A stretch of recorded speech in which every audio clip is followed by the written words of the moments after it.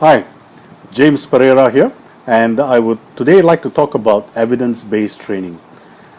Evidence-based training is similar to the concept of evidence-based medicine, and evidence-based medicine is a concept that has been existed way back from the early 40s or even prior to that in the 20s, but it was popularized from the mid 1990s by the pharmaceutical company Merck. And evidence-based medicine basically means that a doctor will use a drug or a medical device or will intervene invasively or non-invasively depending on the evidence that backs the drug or the medical device or the intervention.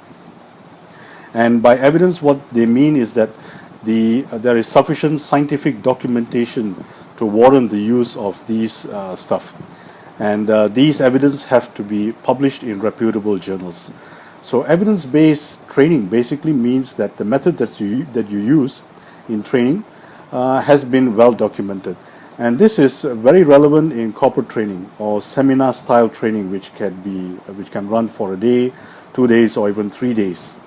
I'm not too sure if this is relevant to the Jim Rohn speaking model, which is where you speak for about 45 minutes, 30 minutes, up to an hour. But in any case, it could be relevant or it may not be. But I would like to recommend this book, Evidence-Based Training Methods, the second edition, which was authored by Ruth Colvin Clark. And this is a guide for training professionals. It was published by the ATD, or the Association for Training and Development, in early 2015. Now, this association is an association for training professionals. It used to be known as ASTD, or the American Society for Training and Development.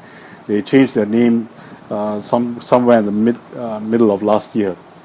But coming back to the topic of training, evidence-based training methods. Now, you may have gone through training where people put up slides, and in the slides there are graphics or there are no graphics. So what this book actually teaches you is, are graphics really important? And if they are, to what kind of audience would they be relevant, or would they have the proper impact? So that's what this book basically is all about.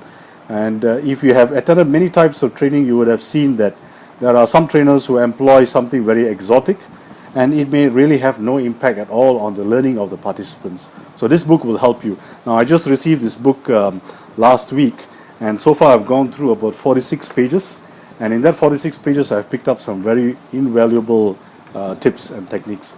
It only costs somewhere just above $30.